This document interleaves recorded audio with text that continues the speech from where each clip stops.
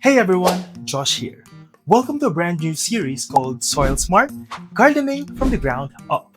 In this series, we'll dig deep, literally, into what makes soil the foundation of every healthy garden. Whether you're gardening in Omaha or growing plants anywhere in the world, this series will help you understand what's happening beneath your feet. Because here's the truth: soil isn't just dirt, it's alive, it breathes, it changes, and it supports every bit of life in your garden. So today, we're starting with the most basic yet most misunderstood question: what is soil really? When most people hear soil, they think of something dirty, something we try to wash off, but soil is actually a living ecosystem. A single handful of healthy soil can contain billions of microorganisms, bacteria, fungi, and tiny critters all working together. They break down leaves in compost, recycle nutrients, and create the conditions that let plants grow strong. Think of the soil as the planet's skin. It covers the earth, protects it, and gives life to everything above it. Without healthy soil, there are no healthy plants, no healthy animals, and ultimately, no healthy people. So the next time you grab a handful of soil, just remember, you're holding a living world in your hand. Now, let's break down what soil is made of. Every soil, no matter where you are, has four key components. First, the minerals.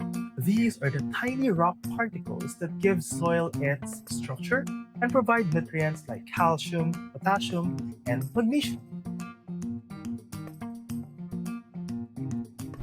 Next, we have organic matter. These are the composed plants and animals that act like a sponge holding water and nutrients. And this is what makes the color rich and dark. Next, we have the air. And yes, the soil breathes. The spaces between soil particles let oxygen reach plant roots. And most importantly, we have the water. It carries nutrients to the plants and keeps roots alive. When these four work together in balance, you get the perfect home for your plants. But if one is out of balance, say too little air because the soil is compacted, your plants will struggle. There in Nebraska, you are lucky because you have some of the most fertile soils in the world, especially the loess soils of the eastern Nebraska.